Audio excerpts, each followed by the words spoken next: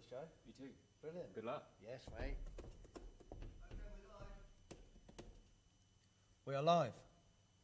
Good afternoon, everybody. Welcome to the Sunday service with Adrian Cox, and I have a very special guest who I'm going to tell you about in a moment. But we're coming live and direct here at Gun Hill Studios. Hello, Rupert. Hello.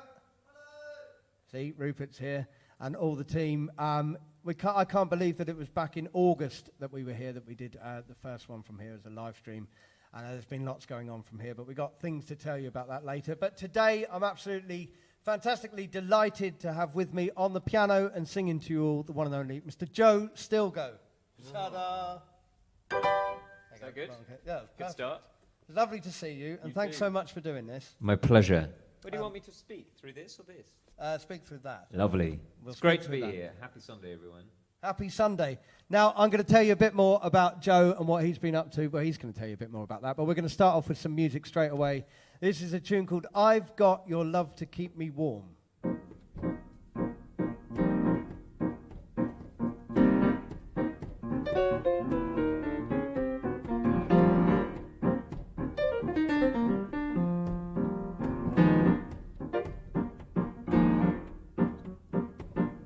The snow is snowing, the wind is blowing, but I can weather the storm. What do I care how much you may storm? I've got my love to keep me warm. I can't remember a worse December. Watch those icicles fall. What do we care, Adrian, if icicles fall? I've got my love to keep me warm. Off with my overcoat, off with my glove. Who needs an overcoat when you're burning with love? My heart's on fire, the fire grows higher, but I can weather the storm. What do I care how much you may storm? I've got my love to keep me warm.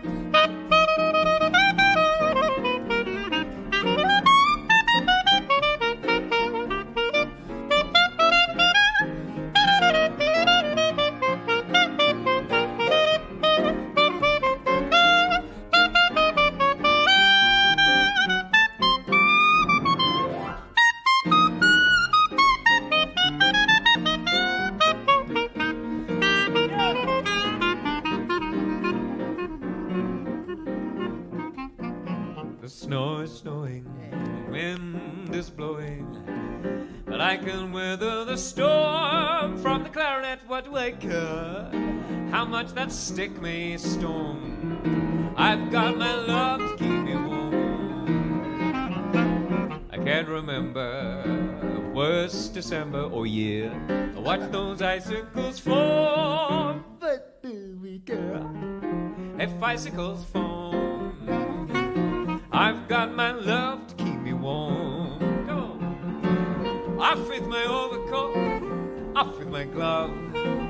Who needs an overcoat when you're burning with love? My heart's on fire, the fire grows higher, so we can weather this storm. Why do we care how much it may storm? I've got my love to keep me warm. I've got my love to keep me warm.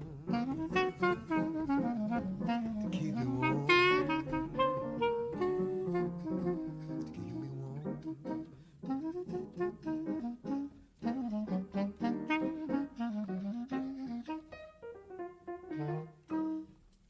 Yeah, woo! How about that, folks? Joe Stilgoe. I've got your love to keep me warm. That's true. Got your love to keep me warm. So throughout this lockdown and what we're going through this year and things, the Sunday service has been the thing that's been keeping me going, and everyone joining every Sunday. It keeps me going. I really enjoy it, and we have a good time, and we've built up quite a following. But also, Joe, you've got the famous Shedders, the Shed. Tell the people all about the Shed. Hello, Shedders. Yeah, I've been doing a similar thing to Adrian. I started day one of lockdown, just broadcasting online from my shed, and it's become a thing. And I brought hopefully some of the Shedders over to your chapel. Well, we were saying it was like that they're on a day out. Yeah, they're having a trip. The Shedders meet the Sunday services. Get in the bus. It's in a slightly cooler way of looking at it, it's like the Jets versus the Sharks, or maybe. Yeah, nice. Yeah. It's like gang warfare in Sussex. The Sussex gang warfare. Yeah. Can you imagine it? But it's great to be here. Adrian and I have known each other for a few years, but actually haven't played together a huge amount. And this has been a lovely. I came and did one of your gigs at the Lyric. Yeah. Which you would be doing right now, wouldn't you? I would be doing, yeah. I mean, we'd all be doing stuff. So let's not focus on that. But we are doing stuff. We're still doing stuff. But you released an album, haven't you? All about being in the shed. Yeah, so what the Shed revealed was that I ran out of material quite quickly after about a week of doing the normal things I would do in my gigs. So I started to ask people what they wanted, and the requests came in thick and fast. And I think I count at the last count it was over 200 songs I had to learn. Yeah. Learn-ish. So you sort of learn them on the day, and then they go. But it was great to find all this new material. And yeah, the 15 most popular, or the best tracks from that became an album, Stilgoe In The Shed. And this next one, which I think you guys suggested. So Adrian used to work with the Kansas Smithies guys a lot, and big Fats Waller fans. Yeah, Fats Waller. So this is a Fats Waller song I didn't know until this year, and it's one of those, like a lot of these lyrics, has taken on a new kind of level of prescience and importance, and you meet the nicest people in your dreams. You meet the nicest people in your dreams. Yeah, because we're not meeting them anywhere else, to be no, honest. It's all about in your dreams. But I love this tune. It's a great one.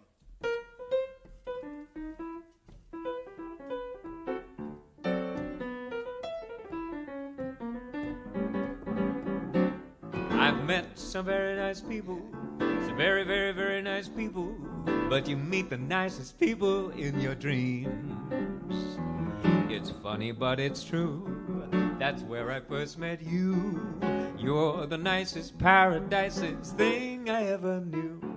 I've looked the universe over, from Wackanakisaka to Dover, and now that we have met, how sweet it seems. I love you more the more I know you, which only goes to show you, you meet the nicest people in your dreams.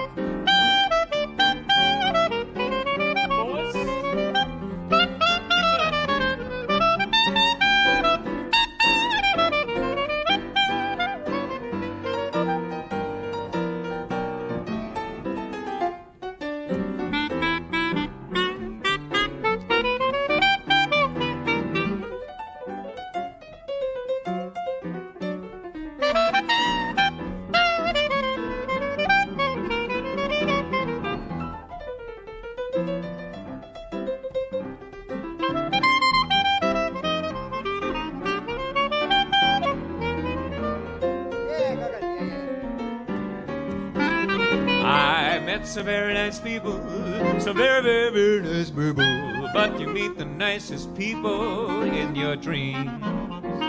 It's funny, but it's true. That's where I first met you. And you're the nicest, paradisest thing I ever knew. I've looked the universe over, the wagon exact to Dover. And now that we have met, how sweet it seems. I love you more the more I know you, which only goes to show you, you meet the nicest people, girl. You meet the nicest people. Oh, you meet the nicest people. Meet the sweetest people. Meet the nicest people in your dreams.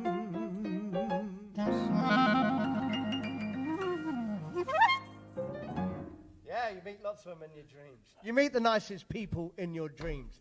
Hey, folks, so we're here at Gun Hill Studios, like I told you. And it's wonderful to come and play here. I'm actually going to be doing another concert from here in a couple of weeks as well, which I'm going to tell you about later on.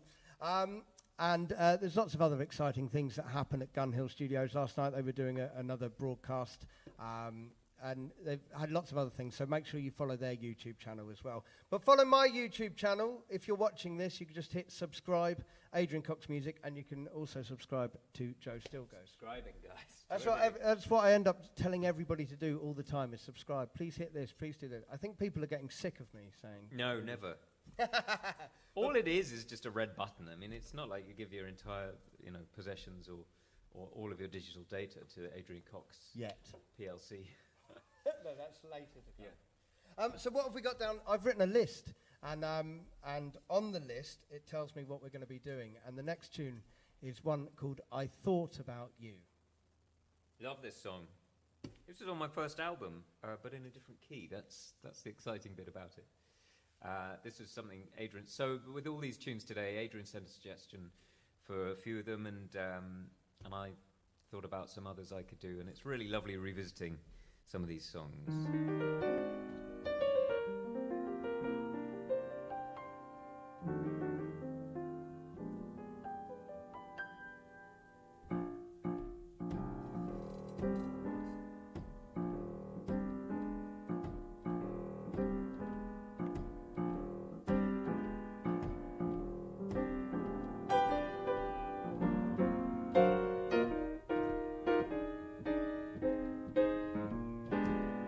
I took a trip on a train, and I thought about you. I passed a shadowy lane, and I thought about you. 2 or 3 cars parked under the stars, and a winding stream, moon shining down on some little town, with each beam the same old dream. And every stop that we made, oh, I thought about you.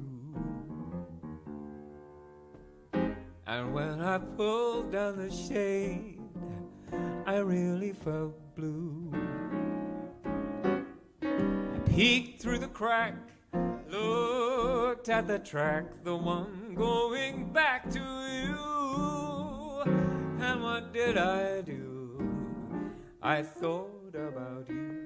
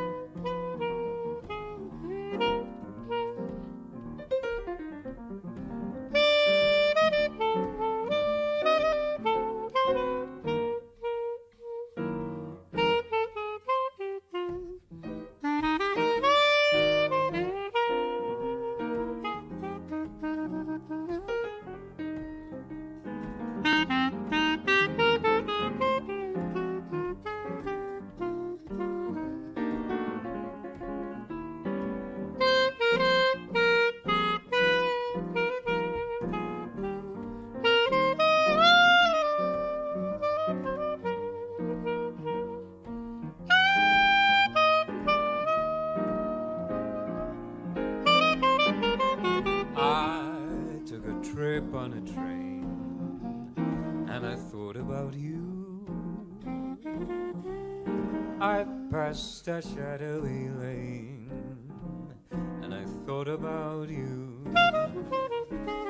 There were 2 or 3 cars parked under those bright, bright stars. Winding street, moon shining down on some little town. And with each dream the same old beat. At every stop that we made, oh, I thought about you.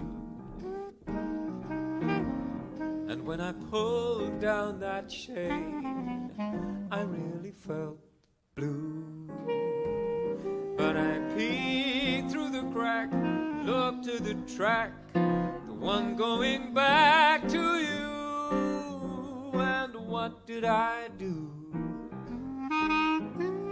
What did I do? What did I do? I thought about you.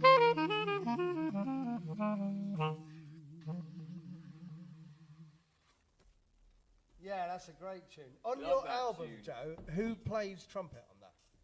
That was Martin Shaw. Oh, right, okay. Amazing Martin. Yeah, I yeah. was, so my first album, and he was like I just heard a record he was on, and I thought, he'll never say yes. And it was one of those moments where I called him up and said, "Hi, Martin. It's you might have heard of me." But what I did, you see, the key was I offered him money. Yeah, see, that always helps, doesn't it? Yeah, it does. Amazing. He was perfect. He did 3 or 4 takes, and we could have used any of them in a jazz archive. This is how to do a beautiful trumpet solo. It sort of made my singing look even more ropey on that, but I loved it. But that song, I heard it the other day because it's from, isn't it Songs for Swinging Lovers? The Sinatra Oh, I think it's on album, that, yeah. which is just, you worry when you put together an album that everything has to be contrasting and different. Yeah, but that album is just it's a mood, isn't it? It's a whole thing. It builds up Oh, I love the it. same thing. That's as well as watching you on a Sunday, that for me is perfect Sunday Sunday. music. Songs for Swinging Lovers. Like Love it it. says, as well as me. That's very nice of you, As Joe. well as you. I mean, not at the same time. That would be a cacophony. That would be mad. Well, I'm having a fantastic time. It's nice that we finally got to, apart from that, finally to do a gig. And, Yeah. and that was the same thing when I phoned you the other day and said, would you come and do this? I was so pleased that you were able to do it. Well, again, money. Yeah, see, Yeah, that's what happens, amazing. you see. Pay people and you get them. Yeah. What have we got on the list next? This old chestnut, Caravan. Caravan. It's for people who've missed traffic jams on the A303. Yeah, if so you've missed a caravan. yeah. Or my friend said, my friend used to say a joke about, he said he lived in a caravan, and he said about watching early morning television, all the bargain hunts and the things. You've been on Bargain Hunt, haven't you? Have I? Yes. Yeah. Fantastic. But he said, when he lived in the caravan, they called it cash in the static. Love it. That's brilliant. I mean, that's a whole new TV show. Yeah. Okay, let's go something like this.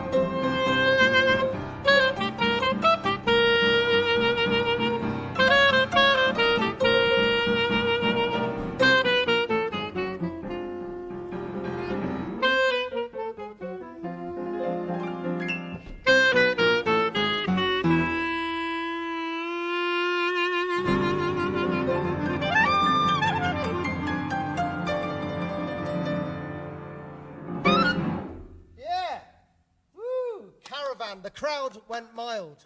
Hey, we hope you're having a really nice time, everybody. I'm having a fantastic time. Me Joe, too. I hope you're having a good time. Lovely, lovely, lovely. I'm just going to mention something to you very quickly. If you do wish to donate to this concert or any of them, my link is Adrian Cox. It's paypal.me/Adrian Cox Music. I think it's the pinned link at the top of the comments. And if you're watching back, you can still donate if you're not watching live. But no, thank you very much for all your support over the last few weeks. And last week, it's really fantastic. This is why I need you here every week, Joe, to do your underscore. Just for this moment. You know. But I want to thank you very much. It does mean the world, especially at this time. We've got lots more exciting things coming up as well. And it's lovely to be here. Rupert, are you okay? Yeah, and something different this week with the Sunday services. After this, we're going to sit down either end of the sofa. Rupert's going to come and join us, and we're going to have a chat. Sounds good, doesn't it? Right, lovely. I think that's a nice thing to Without do. instruments, just talking. Yeah. It's a new one on me. I take my clarinet everywhere. Someone said they didn't recognise me if I don't have a clarinet in my hand. When I used to drink, I don't drink anymore, but some of you might remember when I used to have a drink. I would generally fall. I could have drunk lots, and then if I was still at the bar, I'd be swaying. And then as soon as I picked the clarinet up, it was like a balancing tool. I could just stay exactly straight. And take the clarinet out, I'd fall over. So to any children watching that, it's a reason to take up the clarinet, nothing else. when they tell you in the orchestra, what instrument would you like? The one that stops me swaying. Yeah, whichever one stops me falling over. We're going to slow it down to a beautiful ballad. It's called A Nightingale Sang in Berkeley Square. That certain night, the night we met, there was magic abroad in the air. There were angels dining at the Ritz. The nightingale sang in Berkeley Square. I may be wrong, I may be right, but I'm perfectly willing to swear that when you turned and smiled at me, Nightingale sang in Berkeley Square.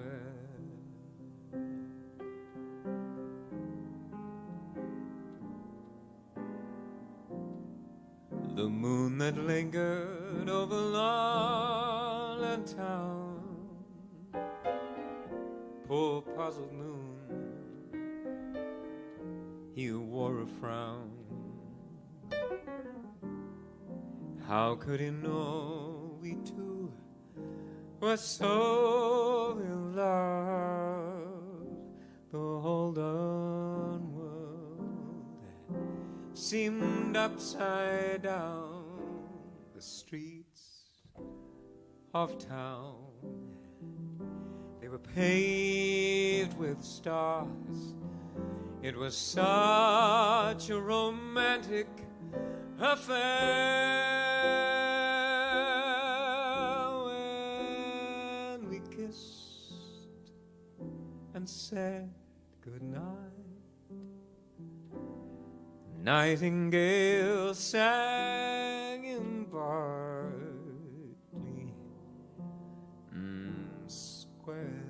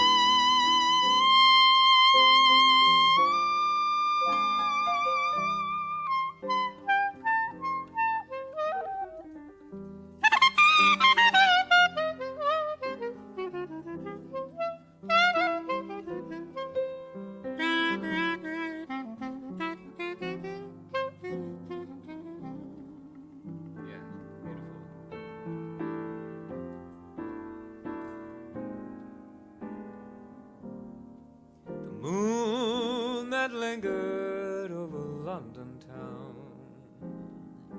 Poor puzzled moon, he wore a frown. How could he know we two were so in love? The whole dull world seemed upside down.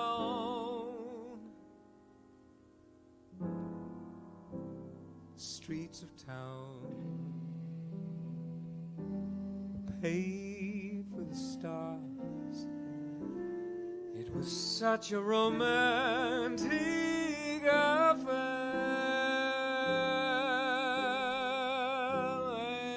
and we kissed and said goodnight. The nightingale sang. I know 'cause I was there.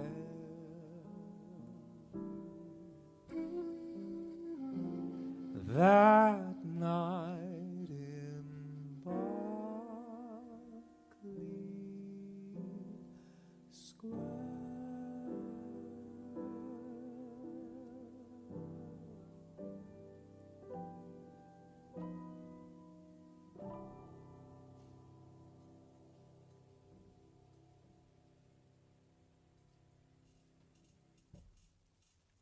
How about that, folks? Joe Stilgoe. That was beautiful. I love that.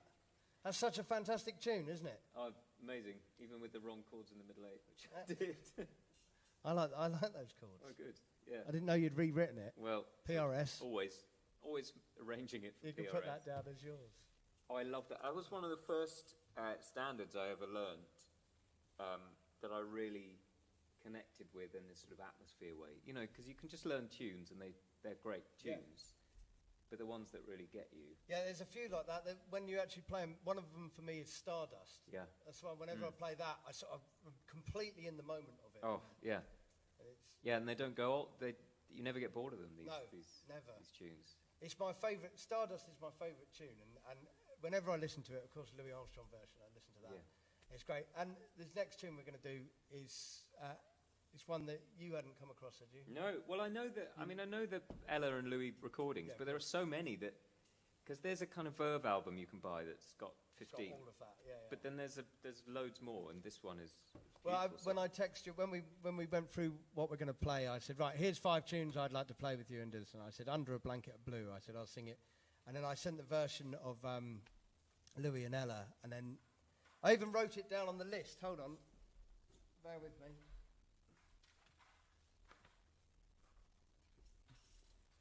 To my notes, it says here, Under a Blanket of Blue, oh God, Louis' voice.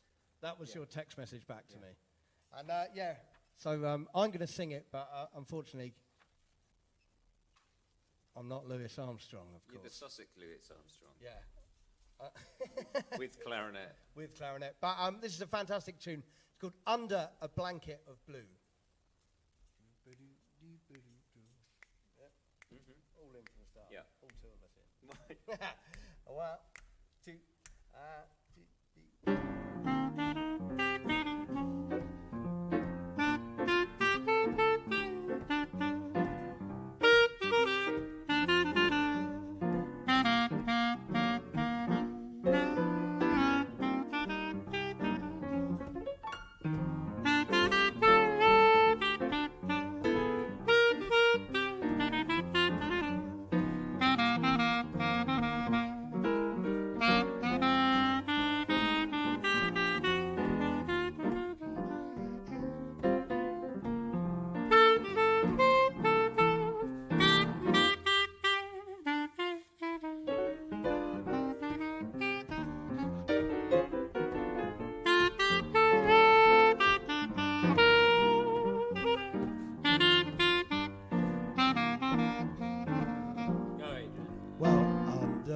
blanket of blue, just you and I beneath the stars, all wrapped in the arms of sweet romance. The night is ours, well, under a blanket of blue, Let me be thrilled with all your charms. Yeah, and I know my heart will dance within your arms. Well, a summer night's full of magic, oh, enthralling me so. Yeah, but it would be tragic, oh, if you weren't here just to share, my dear. Well, covered with heaven above. Now let's dream a dream of love for two, all wrapped in the arms of sweet romance, well, under a blanket of blue.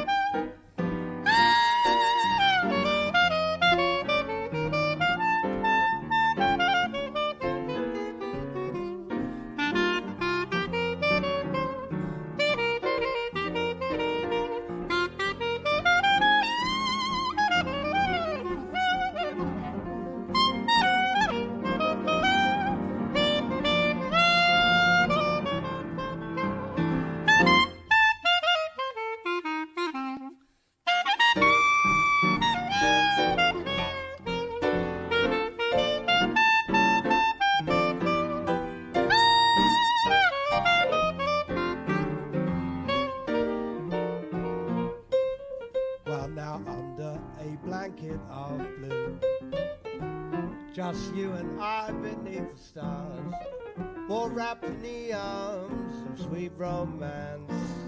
The night is ours, well, under a blanket of blue. Let me be thrilled with all your charms, and I'm sure my heart will dance within your arms. A summer night is full of magic, oh, just enthralling me so. Ah, but it would be tragic if you weren't here to share, my dear, so covered with heaven above. Let's dream a dream of love for two, and we'll be wrapped in the arms of sweet romance. Yeah, well, under a blanket of blue. Well, under a blanket of blue.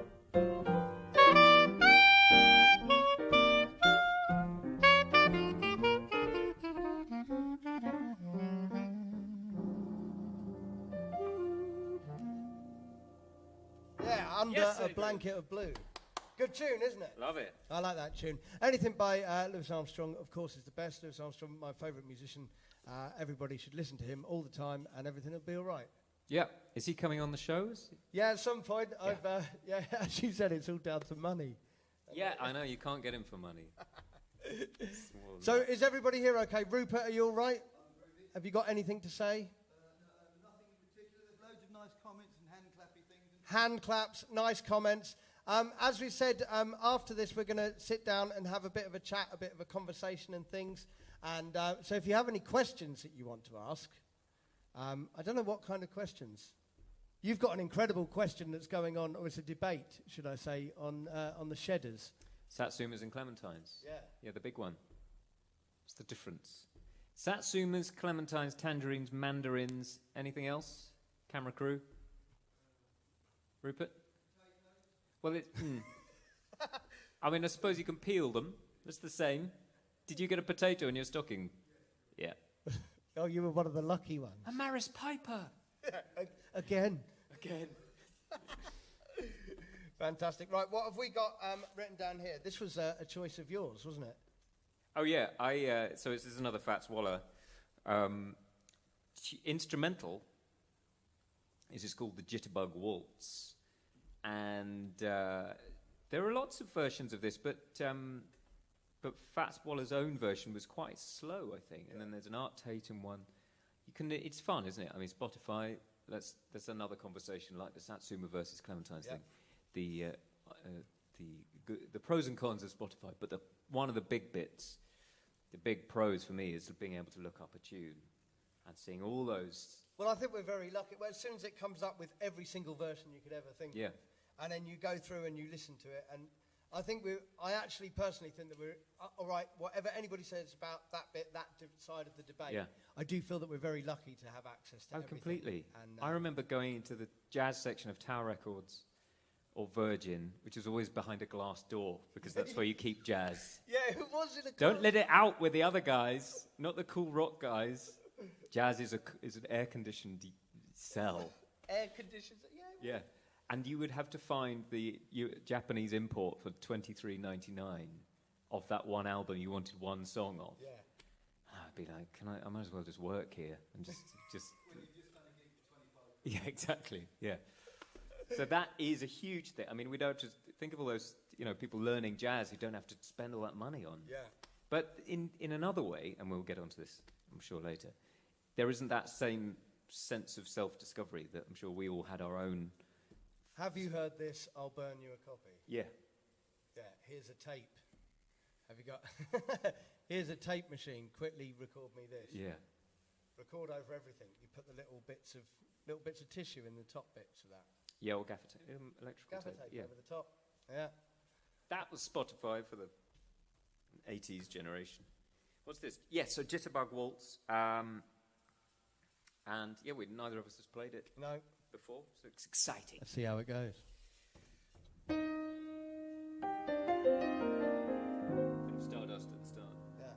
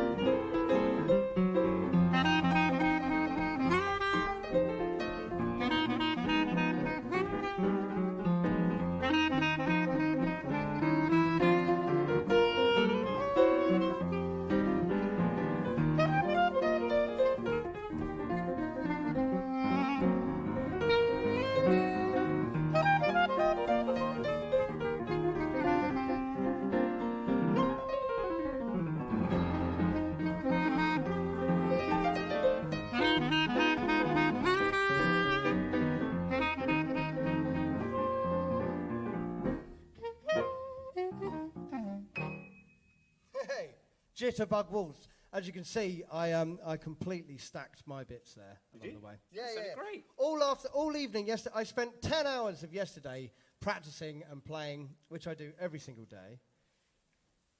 Well, within the sphere of 10 hours. And, you know, sometimes when you're playing and you're going, oh, that's that bit that you've said to yourself you're not going to get wrong. Yeah. That's the bit. And I do this a lot. And when I'm playing, I'm going, right, don't get that bit wrong. Don't get that. And then by the time that happens and you're getting it wrong, there's nothing you can do then. No. It's a bit of a trigger in your brain, isn't it? Good. This is the bit. But it sounds great, but it's also not written for clarinet. It's definitely not written It's like for a clarinet. piano study, isn't it? But I like it. It's great. I love the tune, and I'm really pleased that we did that. Yeah, love it. Okay. What else have we got on the list there, Joe? Well, this is a song of mine, which you said was passable, bearable. It's more than passable. So you did an album. It's called New Songs for Old Souls. This was 2015, and I wanted to do an album of all originals that sounded like they'd been around for ages. Yeah. You know, kind of. Well, when I listened to that album and I put it, it's been great because as soon as I got in touch with the Instagram, I've been listening to lots of. Oh, your you're albums. that guy. Yeah, I've I seen am. the spike. Have you seen it suddenly? Yeah. Yeah. You had the second spike I've been now. called by the label. Yeah. Hey. We're huge in Burgess Hill. In Burgess Hill, it's happened again. Yeah. So I was listening through these things, and I was like, oh, wow, that's an amazing tune. I've not heard that before, and I was listening to more and more of them. And then I heard this one, and I was like, wow, this is fantastic. I really want to play this one. And then I worked out what the whole album was and the whole thing. And I think you nailed it. The whole concept of the album of writing songs that sound like everyone knows them already. Right. But not in a monotonous way, in the way of... Well, thank you. Yeah, that was the intention. And this one was written after I found out I was going to be a dad for the first time. Oh, wow. So those lovely first thoughts where it's just my life's changed in a brilliant, brilliant way. I should have done the follow-up song 5 years later. I was going to say, the day I write a song about the fact that I'm going to be a dad, that'll be a rare record, I think. Right. Well, I think that would have 18 certificate on it, definitely. What has happened? Anyway, this is called Rainbows in My Teacup. So I'm just having a little sip. That's fine. It was the thought of fatherhood. This is it. Sip away. The best thing is not to think about it. Yeah, don't just lie back and think of. That's how it happened. Think of rainbows. 1, 2, 3, 4.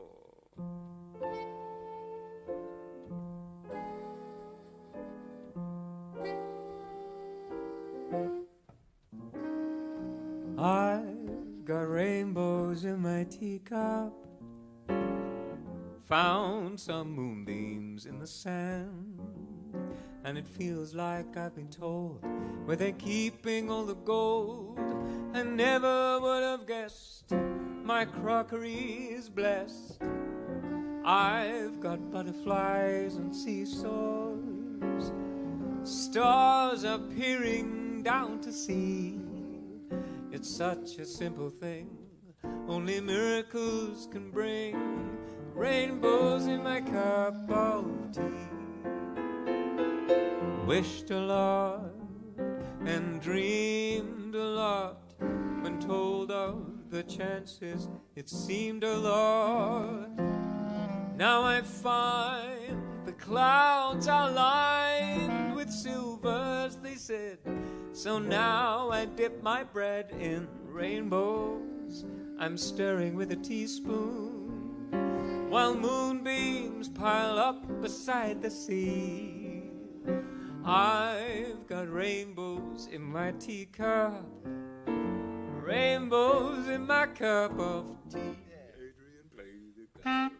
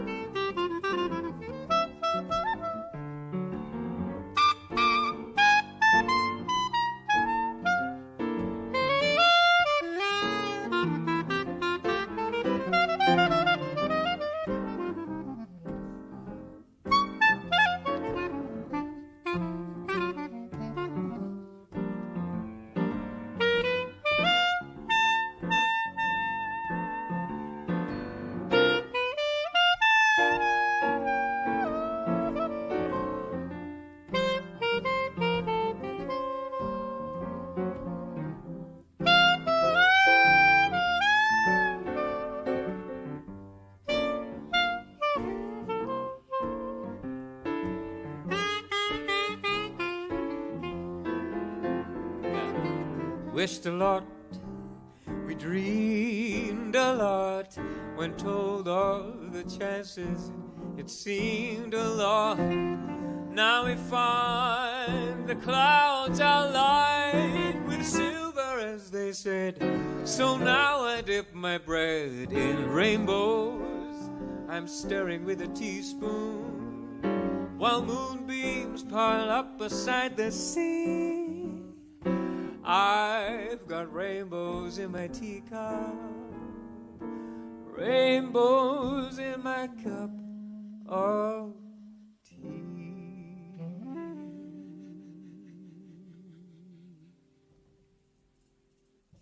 What a beautiful tune that is. Thank I love you, that beautiful tune. playing.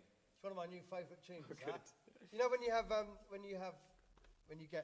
I've been listening to it loads. I really like it. It's great. Thank you. You should be very pleased with that one. Very Be pleased with yourself. Hey folks, what time is it? I've got it 5-ish minutes till the big 2-0. And wow, until the big 2-0. Oh yeah. So I was thinking it was evening then. It's really weird because there's no windows here. I was thinking it was about 10 o'clock at night. That's bad, isn't it? Maybe I always think that. Where is it 10 o'clock at night, the world? Probably China? Yeah. Any Chinese fans? I don't know if there are any out there. But folks, the great thing about coming to the last tune is that it's not the end of the afternoon like it normally is on a Sunday, because we're going to, as I said before, if you've just joined us, welcome. Where have you been? We're going to be hanging around. We're going to move, get a bit more comfortable, and we're going to have a bit of a chat and just find out a few more things about Joe. Rupert's going to be joining us for the chat. Rupert has had an incredible career, and he's always fantastic to talk to. Rupert's the kind of person that I phone up and go, "Hey, Rupert, have you got 5 minutes?" Also, he does the same to me. And then normally about an hour and 45 minutes later, when I'm thinking, "Oh, my ear's really hot." So why is my ear really hot? And it's because I've been on the phone to Rupert for nearly 2 hours. But it's always good fun. But Sunday service today has been absolutely fantastic for me to play with you, Mr. Joe Stilgoe, here on the piano and singing. Likewise for me, it's been amazing to be with you, Adrian, and just making music, which has been a bit of a rarity for both. Yeah, it is a rare thing. I mean, even there's few chances we've had of just being joyous, and reminds us why we do it. And we get to do it again on Friday night, because we're to the lucky 1,000 people who managed to get tickets. Yeah. We're playing at the Royal Albert Hall on Friday night for Guy Barker's Christmas big band. But unfortunately, they were originally told they could do it for 2,000 people, and they'd sold 1,800 tickets. Yeah, it's a real shame. So few people have had to be bumped off the list. 9 of my friends were all bumped off the list. Yeah. Well, they chose yours. Yeah. All of my friends got on. Yeah, so. of course. No, I've lost some as well. It's a shame. Anyway, I'm sure there'll be times next year when we can all fit in a massive hall. Yeah, we'll find a massive hall. Sitting on each other's laps. I look forward to that. Right, we've got one more tune, which is a medley. And it's a medley of songs about what we should be wearing. Okay. I've just had an invitation through the mail. Your presence requested, it's formal this evening. Top hat, white tie, and tails. Nothing now can take the wind out of my sails, because I'm invited to step out this evening in top hat, white tie, and tails. 'Cause I'll be there, putting on my top hat, tying up my white tie, polishing my nails. I'm duding up my shirt front, putting in those shirt studs, dusting off my tails. I'm stepping out my day to breathe an atmosphere that simply reeks with class. And I trust that you'll excuse my dust when I step on the gas, for I'll be there, throwing off my top hat, mussing up that white tie, dancing in my tail.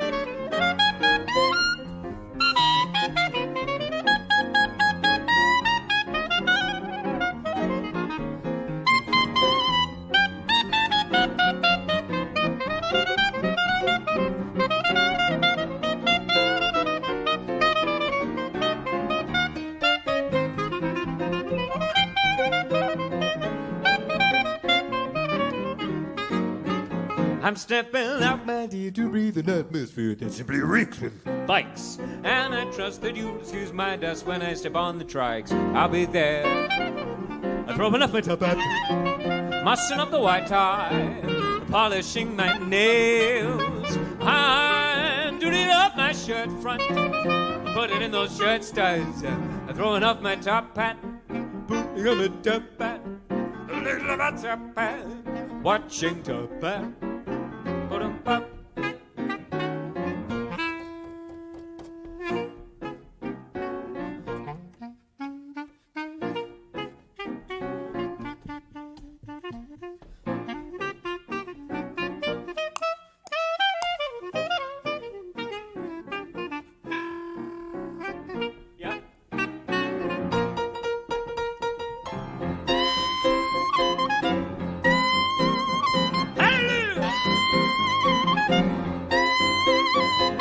Have you seen the well-to-do up on Shaftesbury Avenue, on that famous thoroughfare with their noses in the air, high hats and arrow collars, white spats and lots of dollars, spending every dime for a wonderful time?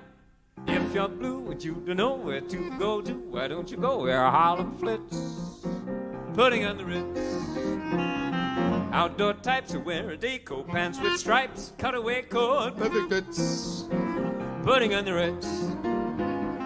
Dressed up like $1 million trooper, trying hard to look like Tommy Cooper. Just like that. Come, let's fix where Rockefellers walk with sticks and umbrellas in their midst, putting on the Ritz.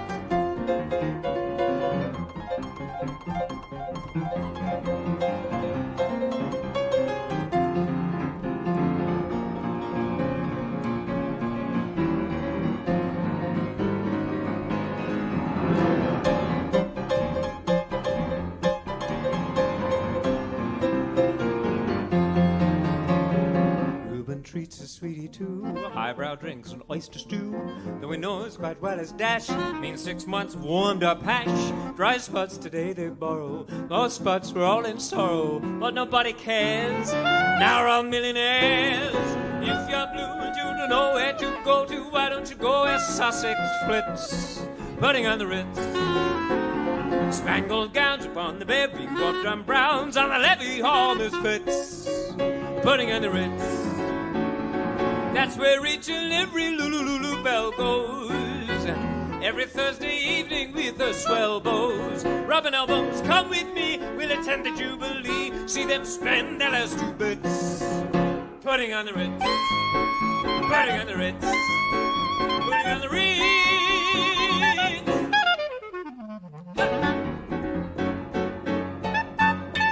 Yeah, but that Joe Stilgoe. Woo! Thank you very much. Top hat, putting on the Ritz, Joe Stilgoe on the piano and singing dual. Hey, folks, we're going to invite Rupert to come and join us here. Joe, so much fun. That was great. Really enjoyed it. If you've never met Rupert before, he's about to walk this way.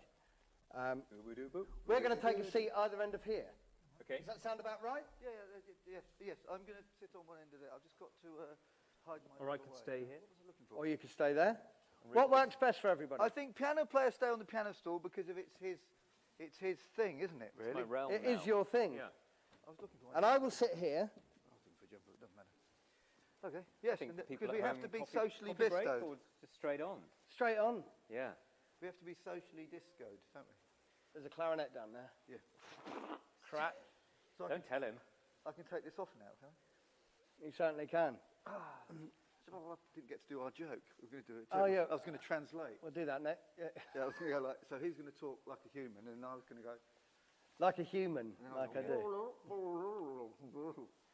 For those of you masked. For those of you that don't know. Yeah. For masked listeners. So, Rupert, Joe. Hello, Joe, Rupert. Rupert. Officially. So you're a Brighton chap, was that? Did I hear? Yeah, that? only for the last 4 years. Not, Right. not officially. I haven't got my Spurs yet, but No, yeah, we moved 4 years ago from London and we love it. Hove, actually. Hove, actually, indeed. Yeah, and yeah, it's well, we've been lucky to be somewhere out of, because I've been to London a few times. It feels strange. Mm-hmm. Feels like Brighton's sort of kept a little bit of its sort of personality, but London's just sort of a bit hollow and strange. It is, and it's like one big building construction site now as well, isn't it? Yeah. You know, and I think you lose when you take the street out of an area. Do you know what I mean? As in the street culture and Yeah, all that out the of an whole area. bit. It It sort of- just all sort of goes. Yeah, Yeah, it's just buildings then. yeah. That's the thing. Well, Rupert, I want to say thank you very much for having us here. That's all right. The first time we did one here was in August last year. Yes. No, this year. Was it Everything seems so long ago. this year. It's more of a this year is definitely a last. I year feel like kind of it's, you feel, say but last year. So August we did the live stream. Did we? Yeah. Yes, Stream? yes, we did. We did, did we? We did do it. And then, so back today, which I'm really pleased about, and it's so nice to bring Joe here. Joe, I want to say the first time that I came across you, well, the first thing, I first came and saw your dad play when I was 6 years old. the mothership. And I wanted to know, did you go and watch him play, Richard Stilgoe, of course. Did you go and watch him play? Yeah, have you met him yet? Exciting. Did you go and watch him play a lot Yeah, when you grew up? And my mum was an opera singer as well. Yes, of course, So yeah. until I was about 6 or 7, she was still singing. Right. So that was quite normal to go and see Dad doing either one-man shows or with Peter Skellen. He did the Yeah. the That's great what I Stilgoe went. and That's Skellen what I went to double go act. and see at De La Warr. But also the Albert Hall, the lovely thing about playing the aircraft hangar, as Dudley Moore used to call it, is that Dad used to do the Christmas concerts every year. He'd just host them because he was on telly a lot, so they got him to do that. So it's kind of, finding those footsteps and being okay with it, having to deal with my own. There's a funny thing with that, because there's a guitarist friend of mine, who you know as well, Andy Williams. Yeah. And this thing about, there was a thing a while back where a band where everyone had like famous fathers, and then they were going to form a band called How's Your Father? Because that's all anyone ever wanted to know. Yeah. And finding your own space in that can be difficult, can't it? When I think that's why I chose jazz clubs and that side of things, because although people will say, well, you have similar mannerisms and you play the piano and you sing, it's kind of indelible mark on the family name. I went off in my own direction to see if I could, do something a bit different. I mean, it's funny enough, I've ended up often doing similar gigs where I've got to write a funny song or and entertain a bank. yeah, of course. Entertain my bank. That's the job description. It's funny because my dad's a musician as well. My dad's a banjo player. Right. So, but I didn't take up the banjo. No. I decided to take up the clarinet. But someone who I mentioned to you the other day when we had a little run through, I've spoiled it. We had a run through. Sorry, I've ruined the whole thing. Yeah.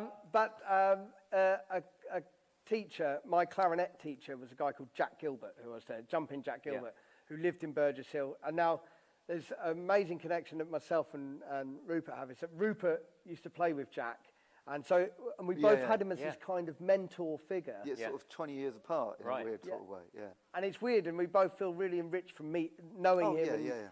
He used to teach us, when you, without meaning to teach us, or without meaning to teach, he was just like, when you're playing, it's got to be everything, It's, You're there, whether you're playing to one person or whether you're doing, or whether it's like this, you don't know who's there, you don't know, it's always about giving your full performance. And that's something I always find with you is any time I've watched you live or watched you on camera or anything, I always feel that, that's what you're doing. You're giving your whole self. It's being to the there. whole thing. I mean, I'm a sucker for it, and it took me back today because I grew up playing originally with just trumpet and piano. Yeah. And stride as well. Right. Stride piano player, a friend of mine, Steve Turner. Yeah. The other thing about Jack, and funny enough, Brighton, I was talking about someone yesterday, I'm not going to mention any names, but there used to be this thing where we were young and outcasts because we weren't cool. Yeah. Because there was all these cool people playing music that I eventually got into, the Jerry Mulligan, Clifford Brown and all that, but we were playing stride piano and Everybody Loves My Baby and that with Jack Gilbert. Yeah. And we were the young people that weren't playing what young people did at that time. Yeah. There was a Brighton cool syndicate that looked at us in what are you doing? Well, that's still there. Yeah, for every generation. We're in that. We've been in that bracket as well. So why aren't you kind of extending the boundaries of jazz composition? It's funny how that is still a thing. It's still a thing that people. It amazes me when I introduce people to some Louis Armstrong stuff. They're like, "Oh wow, this is amazing." It's like, yeah, surely. Well, do you know what? I always think that's where you start. But I feel extremely lucky to have sort of. But it's hard to not be preachy and patronising sometimes, isn't it? When you've got young people wanting to learn about jazz and they don't care about Louis Armstrong. No. And you can't say, well, this is where it starts. Do you know what I did? I played a game on a Brecker saxophone player. Yeah. Who was only in Brecker or whatever. And good reader in that is we were talking about this track the other day. I gave him West End Blues, but didn't say it was Louis Armstrong. Played, have a look at this cadenza, and he was going, wow. And he says, who is it? And he went through a list of all these modern, because he played it in his style. Yeah. But he wasn't tainted by the sound or the era. He didn't know that at first. And that stuff is as modern as anything. Yeah. The actual notes. The actual notes are. Yeah. Leonard Bernstein said when he heard West End Blues. Not West Side Story. West End Blues. He said that I think I've just heard the most perfect piece of music of all time. Yeah. Yeah, it's incredible, isn't it? And at that time, to have just not been to college, just been doing gospel on a street corner. How about this, guys? Yeah, have that. you know. One thing I wanted to know, who was your mentor growing up? Did you have... Yeah, I mean, the mentor thing is so important, isn't it? I feel like having parents who understood music was huge.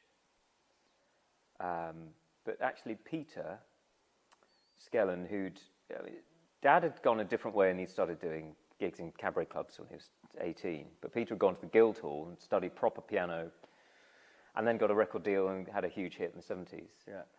But Peter's love was people like Errol Garner and Art Tatum, so he could play that stuff, all those transcriptions. And he got me into Hoagie Carmichael and the standards, really, because it wasn't ever Dad's thing. He never really, he appreciated them, but that wasn't his choice. So Peter was a huge mentor for me. But really, I didn't have anyone jazzy, I remember just desperately trying to find anyone who could... This we're talking about, is trying to find stuff. Yeah, find people, find the music, and then getting to university and meeting people like me. It was almost like you walk into sort of mirror land and you're going, how are these people existing? I remember ringing up Steve once saying, there's a Fats Waller book in the music shop. Yeah. It was just like spreading down. Yeah. It was like getting, no, as you say, no Spotify or anything. No. You just like, you found a little window of something, But for performance, I was talking about Bobby Lamb. Yeah. Do you know Bobby Rupert? He was Rings a bell. I'm utterly atrocious at names. No, Bobby is probably in his 80s now. He's Irish trombonist of, in the 50s and 60s, he was the first pickup name that, if you got a touring band, they needed to fill a trombonist. So Sinatra always called Bobby first. Right. Stan Kenton, he was #1 in Stan Kenton's band. And Woody Herman. And he ran the Trinity College big band. And it was just tiny little things he would say, and you would go, oh, well, why didn't anyone tell me that before? Is it about space, about having a clear idea of what you're going to be playing? But it was also about being professional. He would always be at the rehearsal a half an hour before everyone else, and he would have warmed up his trombone, and he didn't even play it in the rehearsal. But that was his thing. Yeah. We had one memorable gig at the Henley Festival, all black tie and champagne and strawberries. And there was a big band of 20, 3 of the band had managed to turn up. I somehow got there, because there was a crash on the M4. Oh, wow. And Bobby was there as well. Yeah. But he just absolutely blew a gasket. There's 3 of us in a big band. He said, it doesn't matter if there's a crash, you get there early. Yeah. You allow for that. So I suppose there's musical mentors, but there's also that kind of teaching you about how to be a musician. That's such an important thing. I remember one time when I was living back in, because when I was 15, I left home and I moved to Devon, joined Richard Bennett's New Orleans Jazz Band, hundreds of gigs every year. Yeah. Because the funny thing is, Jack Gilbert, my mentor, had always said, he said, whatever you do, don't go professional at music. He said, you'll have like splatterings of fame, he said, and you'll make no money. He said, that's it. He said, don't do that. And then my music teacher from the school got in touch with Jack and said, well, I'm incredibly worried about Adrian, don't know what he's going to do with his life. He's useless at music, like that. And Jack said, right, that's it. No, he said, change the plan. He said, you've got to go for it, go professional. So the band who I joined were down in Devon, and I was back at my mum and dad's, and I remember to get the coach down to, we were doing a gig in Bridgewater, and the coach has to come up the A23 off the slip road, and basically it had come up and it hadn't picked me up. It didn't come up the slip road, and I'm stood there going, I don't know what to do, and I found a pay phone, and I phoned the trumpet player. I said, Richard, I've got a real bad problem. I said, the coach hasn't turned up to pick me up. Like, what do I do? What do I do? And he said, we're on at 8 o'clock. Make sure you're here by 1 minute to 8. Yeah. See you later. Right. And I was like, oh, right. But do you know what? I got there at 10 to 8. Yeah. I made it there. Whatever it was, I remember hitchhiking up to Heathrow, getting another bus. Plane to Exeter Airport. Yeah, well, there's a thing, there's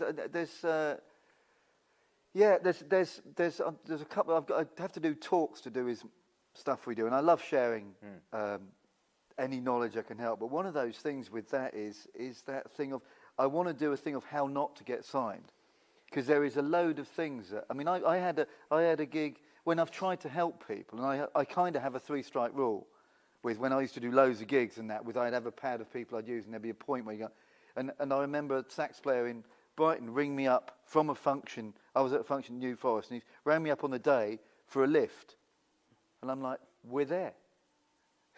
He just hadn't realised. Yeah. I says, but if you can get here, you've still got enough time. Yeah. And he didn't manage it. And it was like, enough time if you put yourself out.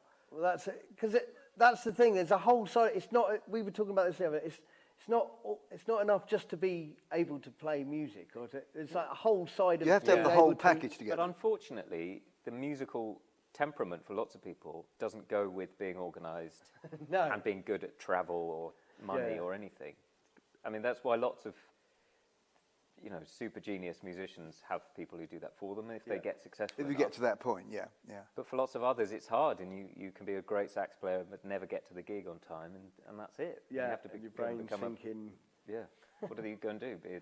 I think that there's also an element of some people sometimes almost like plan to fail, as in like, I'd have been great if it wasn't for this, I'd have been great if it wasn't for that. And there's always good to have a get out of jail card. Yeah. sort of excuse hanging over it. But the more prepared you are, because I think everyone gets breaks, opportunities. Yeah. The more prepared you are, when that opportunity comes along, the less likely you are to mess it up. Yeah. You know, the practice you put It's in, all the times. training. It's all training. Everything's All training. training for the moment. Yeah. It was a John Lennon. That's just reminded me of a John Lennon interview, quite near, deep into the 70s, when he was saying a lot of strange stuff in interviews. But someone said, it seems like you've got a God-given talent, for just creating songs and music. And he said, it's not God-given. There's stuff hanging around, and I'm just there, and I'm ready to write it. I'm sort of plucking it out. Observation. So it's bang on. It's like being by the phone, ready for those. Well, Spike Milligan, when he was stuck for ideas, there used to be a railway ticket. I taught Spike to play the trumpet again near the end of his life. Oh, right, amazing. Because he had Parkinson's, and I play using non-pressure. So we had some very interesting things. But he used to get a runaround ticket for the train, which they don't do anymore, where you could just go where you like within an area. And you just sit on it, waiting for conversations to happen. And that's a good idea. Yeah. I mean, I remember arriving in Hastings once, and a guy shouting out the window. No, his wife shouting out the window to him on the platform, "Your dinner's in the dustbin." and we all burst out laughing. And she just turned around and said, "It's a clean dustbin." And it's just like, but what, But it's observation of stuff. Yeah. And especially with songs, and observation, listening, isn't it? Yeah. How do you go about songwriting? 'Cause you've written a load of songs, haven't you? You have a... Yes. I used to just fill in, the lyrics used to be, when I first started, were just filling in the gaps, which is the wrong way about it. Yeah.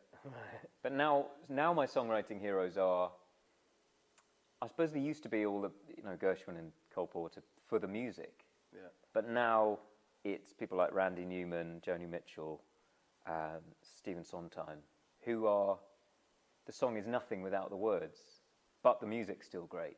Yeah, so it's the whole thing. Yeah, so I find that a really interesting shift. I remember telling my dad that I didn't care about lyrics, and he was like, There's different parts of your life when you... I mean, I love those lyrics when, like, imagination is funny, makes a cloudy day sunny, makes a bee think of honey, just like they think of you. And you think, like it's always been there. Yeah. Do you know what I mean? Those Yeah. I've sort of, a phrase for that is... I know it's kind of obvious in one way, but it's just a beautiful... Yeah, inevitable but surprising. Yeah. Which is what lyrics should be. You shouldn't go, oh, what are they doing there? It should sound as though they've just been plucked from the tree, but they're unique as well. I can't stand, I can't ever write the stuff that's, in the charts. We used to have a board when I used to work with boy bands and things like that. Which I did. We're a boy band. Anything I've ever taken the mick out of, I've ended up working on. Yeah. Life's just gone. Yeah. But we used to have a board of things you couldn't rhyme and things like a curse board of like when people were lazy was lyric writing. I'm like, no, we're not doing that again. Definitely not that. Definitely not that. Yeah. Because you young artists sometimes sitting there thinking they're thinking really hard and feet rhymes with meat, doesn't it? And things like that. And you're just going... Oh, But also it's the baby crazy thing, which, I grew up with my dad as sort of the disciple of the true rhyme is the gospel. So baby and crazy, home and alone, they're not allowed. Except there's a school of thought that's the Nashville, if you go to write songs in Nashville, it's like if you can make it sound the same when you're singing it, you're allowed it. That's allowed. Riddle me this then. Moonlight in Vermont. No rhymes. No. What's the form? It's like a... It's off as well. It's a haiku. It's not a haiku. It kind of works. Is it a works. haiku? Well, not just kind of works. It's great. Who's that? Vernon Duke. So songwriting's you're always evolving. That's why I love it. I'm just reading a lot about, great songwriters and seeing the process. Because I listen, even in Rainbows in My Teacup, I realised I used the word C, as in C, S-E-E, and then S-E-A at the end. But how is the listener supposed to distinguish between them? Because you've also got to be... But isn't that part of the fun of it? Having a I suppose little so, bit of ambiguity. I mean, if you listen to Paul Simon, lots of his lyrics sound pretty impenetrable. And you think, they're beautiful, but what's he going on about? But actually, it doesn't matter because you have your own, you form your own world. Yeah. when you listen to Diamonds on the Soles of Her Shoes or that.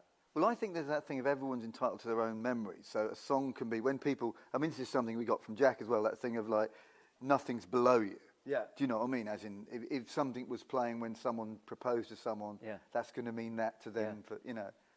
Yeah, well, that's the thing. You can't, you learn that as you get a bit older, don't you? You can't be sniffy about anyone's music taste. No, nothing, not at all. And people do that, unfortunately, a lot, don't they? They do. Well, it's frustrating, I suppose, when you're growing, when you're thinking, well, I found the best music, and whether it's Louis Armstrong, don't go get my music, and then you hear a song by Steps. Yeah. No disrespect to Steps, but also, you know, you've hugely offended my sister there, Joe. Well, no, I like them for what they are.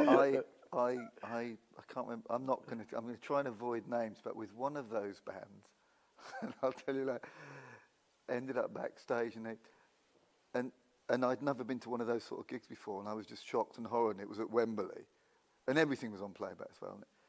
And this guy comes in and says, "What do you think?" I says, "Sounds like a holiday camp band to me." And it was like, I was instantly shunned, and it was just, I was only young at the time, and I hadn't quite mastered the etiquette of saying, Well, when does sounded great. Like, Rupert, like you were saying, you know, about your career, that you've ended up working with all those people who probably your younger self would have gone, no, I wouldn't do that. Oh yeah, I was a complete jazz snob. Because that's how life works. And if you've gone into, you know, the world you've gone into, your job is to then make that thing better. Yeah. And make it as good as you possibly can. The flip is in different parts is nowadays, I'll put my hands up and say, I'm not the right guy for this. Yeah. Because I went through a difficult period of trying to produce kind of, people would ask for my help producing very straight pop. And that I get asked to do the quirky stuff now, and that suits me. And I've kind of naturally, and the area I don't get on with has naturally gone somewhere else. And that's kind of, I'm fine with that. Is that now. more of a time thing, as it's an age is that you thing. saying no, or is it you realising, hang on a minute, I am not the person for that, or is it? Yeah, it's an age thing. I'm realising that we're going to fall out anyway, so let's just do it now. Rather, you know, it's motives behind why people are doing it, and I still I boot camp young artists, and I get some. The problem I've had in recent years is I've got some people who have done the journey with me, and it's been fantastic, and put the hours in. There is in our current culture people not realising it still takes a tremendous amount of effort. I mean, I get people texting me kind of asking why they're not famous yet. You know, and I can give people the tools, but they still have to have. I find that there is one ironic thing that if whatever your belief is, that sometimes I think someone's having a massive joke where they'll say, I'll give someone, like we were saying about the people who are together, I'll give someone all the talent, none of the drive. Or give someone loads of drive and they can organise a gig and stuff, but none of the talent. And then finding those rarity people that have tick all the boxes. All of that together pushes it forward. It's a difficult thing. But realising how much graft. I took an artist to see when a few years back we did Paul Carrack with the Royal Philharmonic. And I took a young singer at the time and to show how Paul in his 60s, how hard he worked in a day. He was still doing, and when he's on tour, he still does local radio on a guitar and that for pushing the gig in the evening. Still does it utterly professionally, you know, after all these years. Yeah. And I try and say to people, if you're not the person that's going to do that or wants to work that hard, this probably isn't for you, because there's 1,000 people knocking on the door. Yeah. It's funny when we met up on Friday, and it was great because we said, all right, we'll go for the music for Friday. And we haven't hung out lots before in our lives, have we? No. I remember I met you in Edinburgh in 2016, and then I think I saw you at Ronnie's. Yeah. And then I did the lyric. Yeah, it's that musicians thing of we think we know each other, but really... I think this is probably the 5th time we've Do you know what? We had that talking about with Jack Gilbert. I played with him for years, right? Never met him socially. No, you said that. Yeah, I mean, we'd have a chat or a thing, but you just realise that the only time...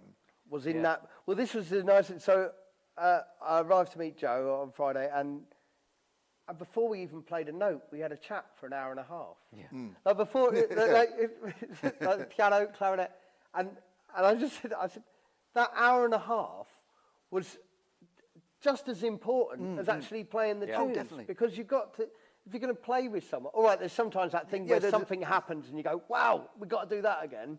But actually, Yeah. I had such it's a all nice about time. communication, isn't it? Yeah, I think that was it. And I think being older, I was able to look at that. And I went home and I remember telling my dad, saying, Dad, that was great. I came back from there, I said, we had an hour and a half chat. And we had to get to know each other. It wasn't like, oh, we've got to get to know each other before we can play. No, but we got to know each other, and then we played, and then it was just like, oh, this is going to be great fun. You know. I must show you some of I collect the chat outtakes between recordings sometimes. And I've got some fantastic ones. I did Wayne Shorter with Herbie Hancock at Abbey Road. And Wayne had this, when he was explaining, they went through this track doing a Joni Mitchell tribute. Yeah. And they went through this track, and he was saying, but his abstract words of explaining what he meant, he's saying, guys, if we play this again, you know, ever since Oliver Stone made a war film, you can't make a war film like you made in foot. You can buy things on Amazon now. And his brain was going ding, ding, ding, ding, ding, ding, ding. But there was he was basically saying we have to play this for today. Yeah, right. You know, but so we have some nostalgia and some new. But he did it in the most random words of like. But there was. But you've got all of that captured. Yeah, I've got all that That's captured. something Rupert always does, is record everything. Yeah. Oh, great. I love the outtakes. I work with lots of producers, and they snip it immediately. And I think those are sometimes the best bits. Yeah. The laugh or the comment, which you could. Yeah, all of that was it. Yeah. There is a fantastic. There's two, I think. Well, you mentioned the Louis Armstrong and Ella Fitzgerald. There's a Louis Armstrong Off the Peterson album. Yeah, and you can also get a longer one with all the outtakes on. Oh, great!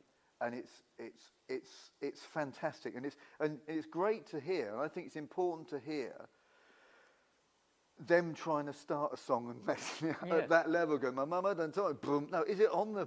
Yeah, is it that? Or is it that? You know, and you think at that level, and I think that's an important thing as well. Yeah. Because I remember a thing Bob Berg said once. My biggest fear in life is being found out.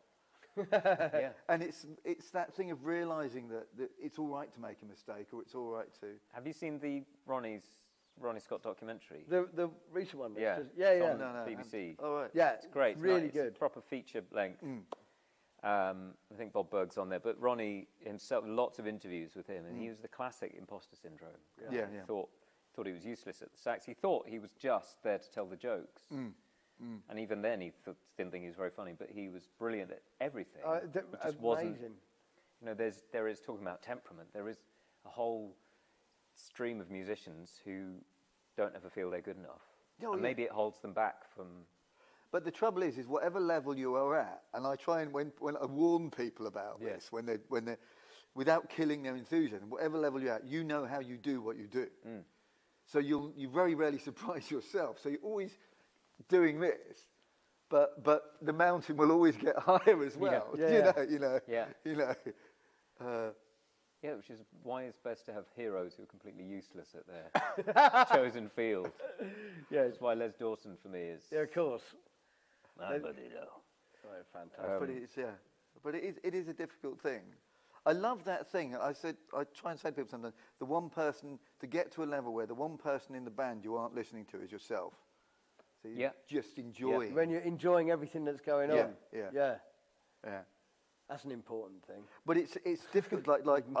I'm trying to get back into playing because I've had a bit of a. But there's a terrible thing if you're not gigging enough, and I feel for everyone in this current situation where I remember doing a gig with Liam, right, where I'd been so busy doing. It was when we were doing the Abbey Road thing.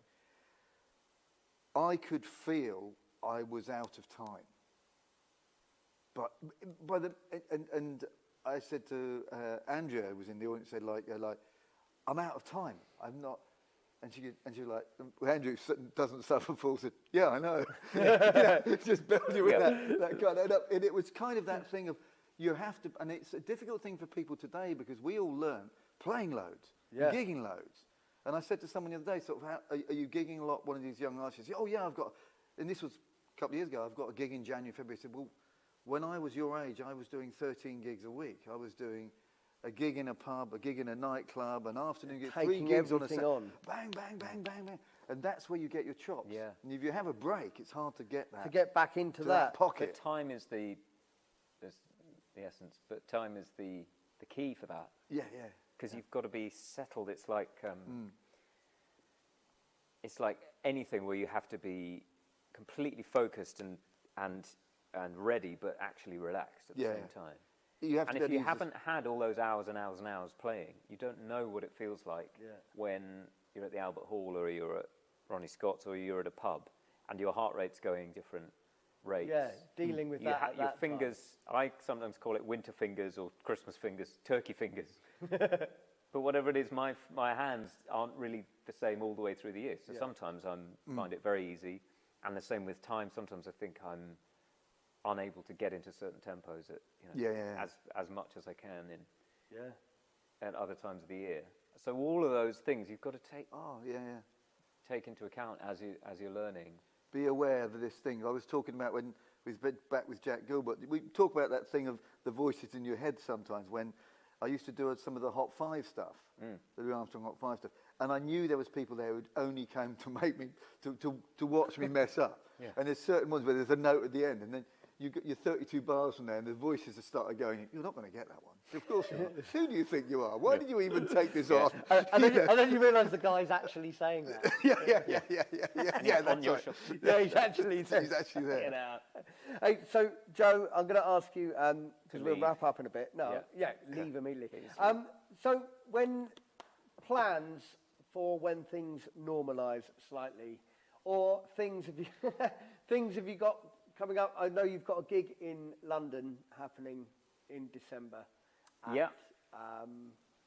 So Albert Hall next week, and then there's this beautiful venue called the Welsh Chapel, which is on Shaftesbury Avenue, which has been unused for years, but a producer just got in touch. I suppose this is the way, isn't it?